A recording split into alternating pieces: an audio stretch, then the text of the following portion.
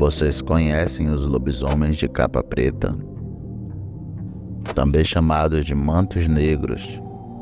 Segundo as narrativas populares, são lobisomens de pacto, que usam uma capa ou capuz antes do rito de transformação. Nem todos a retiram. Alguns ocultistas também dizem que eles recebem a pele de Lúcifer e usam a capa para esconder-se durante o processo. Esses pactuados são mais demônios encarnados do que propriamente homens-lobo, conforme dizem alguns lobisomens de nascença. Boa noite.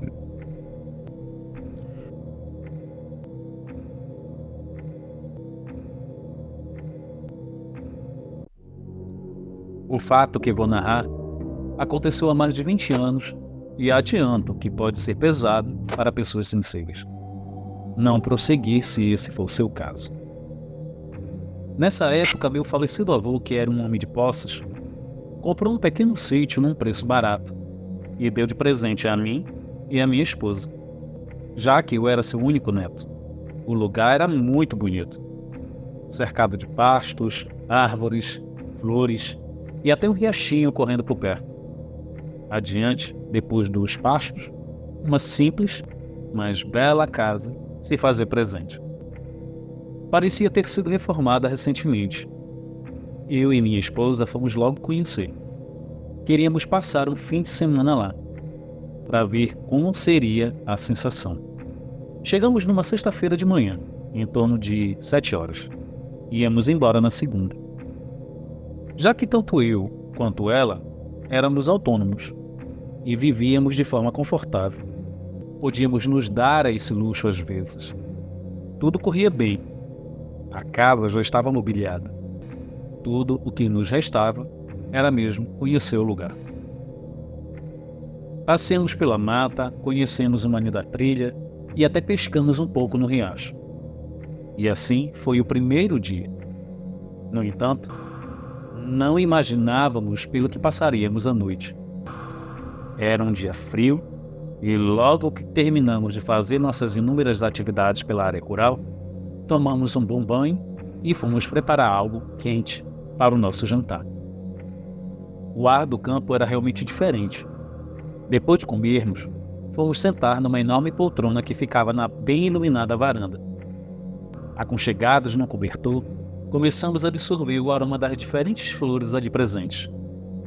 No entanto, quando estávamos começando a ficar com sono, uma coisa extremamente bizarra aconteceu.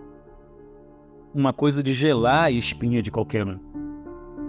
Ao longe, coberto pelo breu da mata e abafado pela brisa gelada e sombria, um gemido se fez presente.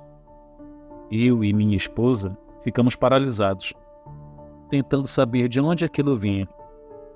Em seguida, o gemido começou a se multiplicar, e logo tornaram-se choros.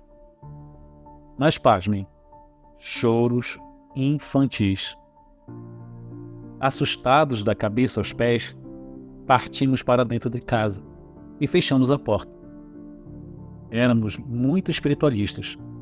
Sabíamos que não era coisa desse mundo. De dentro de casa, abrimos a janela da sala, que dava em direção à mesma varanda que estávamos sentados segundos antes. Os choros não paravam.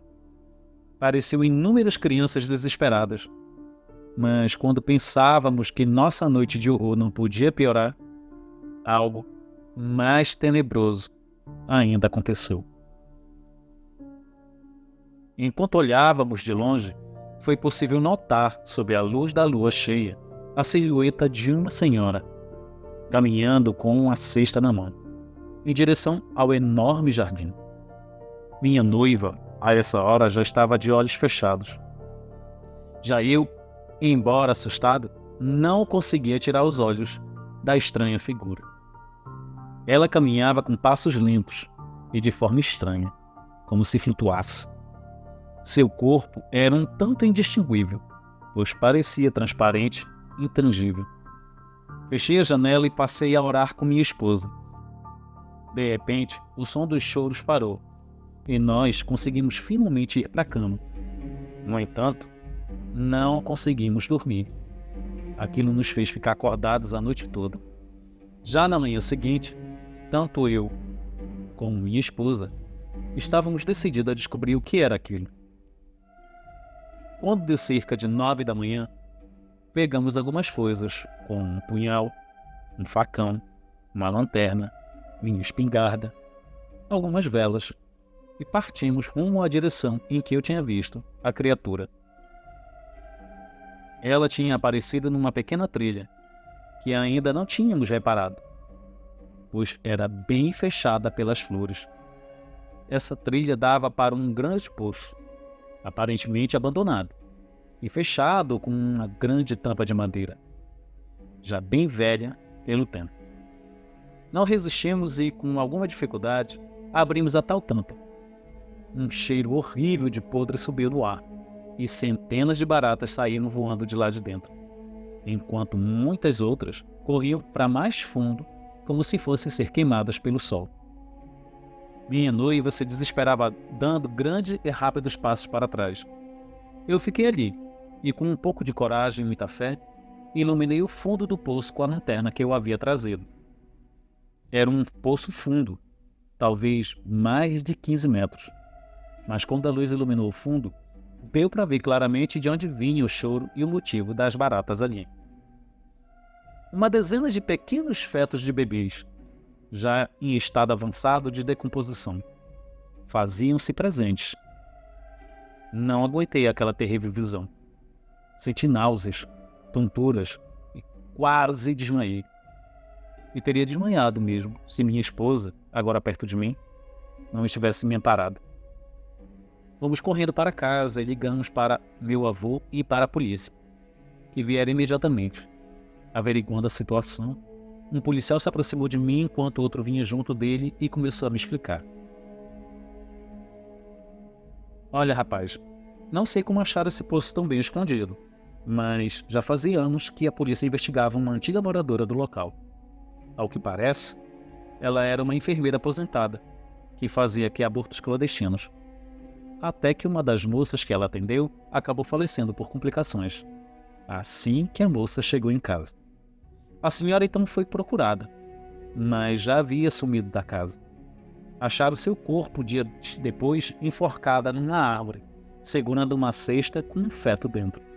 Aparentemente, o filho da moça que havia morrido antes, devido às ações dessa senhora.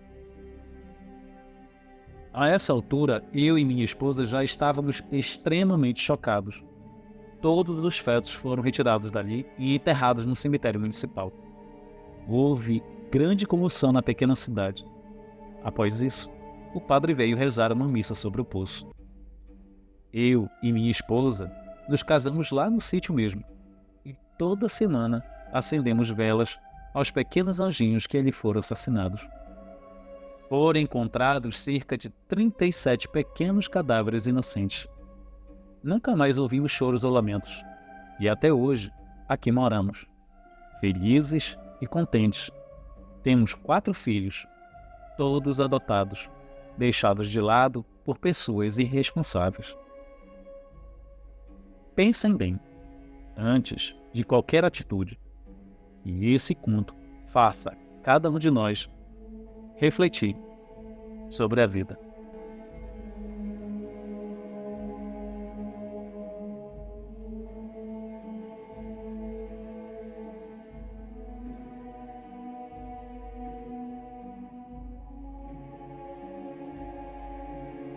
Olá, meus queridos inscritos, aqui é Alisson Maciel e venho reforçar novamente o desafio de 10 mil seguidores. Quando eu bater a meta de 10 mil seguidores, eu vou sortear 2 livros do Jefferson José, O Eurolfo na Vila dos Lobos e O Dia em que o Sol Parou. Então, se você quer concorrer a esses 2 livros, pegue um dos vídeos do canal e compartilhe o link com seus amigos nas suas redes sociais. Mas, se você não tem paciência para adquirir as obras do Jefferson José no sorteio, entre em contato no link nas descrições A compra é totalmente segura. Eu já mostrei eu recebendo meu livro, a Heloíse o dela, o meu amigo Hamilton Quaresma recebendo o dele e mais recentemente meu amigo narrador Andrew recebendo o livro dele.